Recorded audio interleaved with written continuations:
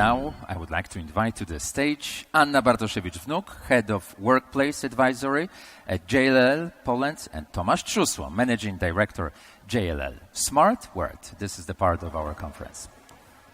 Dzień dobry.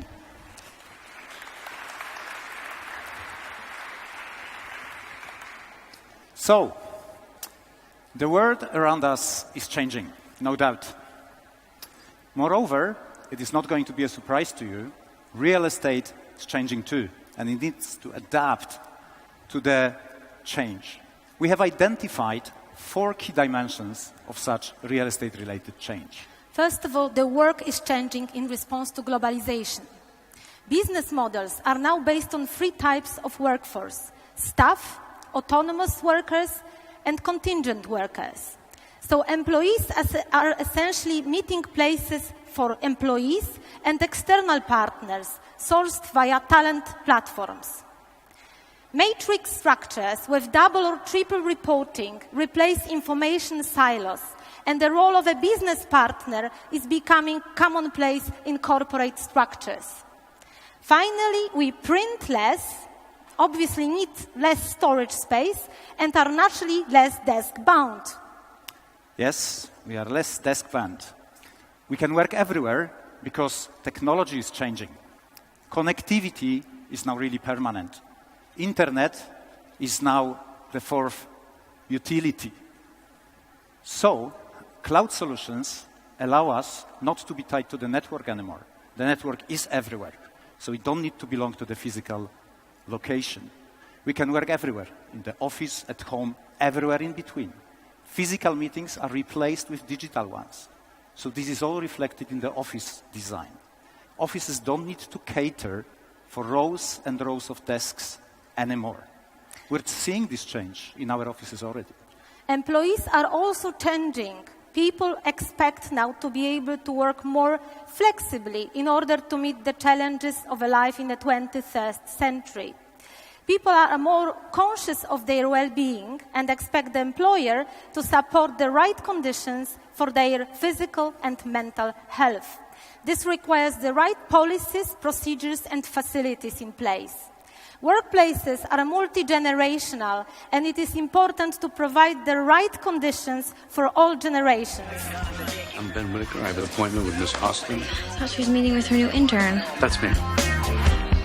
How old are you? 70. You? I'm 24. I know I look older. It's a job. It ages you, which won't be great in your case. Sorry. Intern. Last but not least, corporate cultures are changing. I've seen it in the movie. There's a focus on innovation, collaboration, increased transparency, perhaps less so on hierarchy. So offices are designed accordingly, focusing on work styles and not on hierarchy. What you see behind me is an example of our office, JLL office in Warsaw. I sit on an open plan. I don't have an assigned desk, just like everyone else. But we're also using this office as our showroom. We have clients visiting. And it's amazing how many of them are really surprised that I don't have one big room. So it's symptomatic. So we have told you about these 4 dimensions of change: in work, technology, employees, and corporate culture. There's various reasons which may trigger the workplace transformation.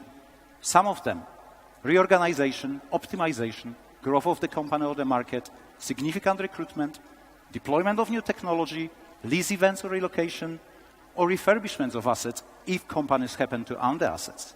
Also, obviously, a significant change factor is increasing efforts of companies to attract talent. Finally, a little bit on regulatory changes. There's a forthcoming change in international accounting standards, which will mean moving the entire lease liabilities over the entire lease length onto the balance sheets. How does it relate to workplace? Well, many of you have probably been looking at longer-term employment in your respective teams, departments, or companies. And including me, we all get it wrong. We're too optimistic or too pessimistic. We always get it wrong. There's a market change or M&A happening. In the result, we overpay for real estate. And so imagine we could use office, perhaps in the same way, like instead of owning the car, we can take a Uber ride or a short-term car rental Imagine we have this per-use short-term office available. So offices fully designed in accordance with the newest trends. Offices that are fully equipped, fully protected in terms of IT systems, and perhaps located in multiple locations in your respective city. So offices that you could use. Why would you then commit to a long-term lease in just one location? As the range of options for work environments and ways of working expand, supporting people through effective change management will be essential. It will lead to successful workplace transformations, with staff understanding where the company is heading to. Effective change management includes appropriate leadership, support, and communication activities in order to, first of all, motivate, inspire, but most notably, engage staff. Without this properly done right from the beginning of an office project up until the day one of the change or even after that, a lot of money can be wasted. And this is regardless of the nature of the change, whether we shift from individual rooms into more open environment or we introduced agility in one form or another. Even young and adaptable staff need tools and support to be able to work in an office with unassigned desks, not to mention a desk-sharing scenario. At JLL, we lead the change and we manage the resistance against this change. We support staff of all grades in undergoing the change by building their engagement in a number of workshops and brainstorming sessions. So I'm off New York for 3 days on Wednesday, back Sunday, then straight on to Zurich, meetings all day Monday, then Monday night, fly to Brussels, then on to Dusseldorf Wednesday morning. Wow, busy schedule. What do you do? Then home again for 2 days, then back to bloody New York again. What do you do for a living? I don't know. You must know what job you do. No, I have literally no idea. I travel all over the place and have meetings with other men who look very like me, and we josh about golf handicaps and, the wives' breasts, but I really don't know why. See that? Christ alone knows what that's all about.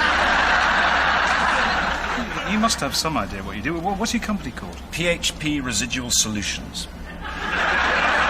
It's not much of a clue, is it?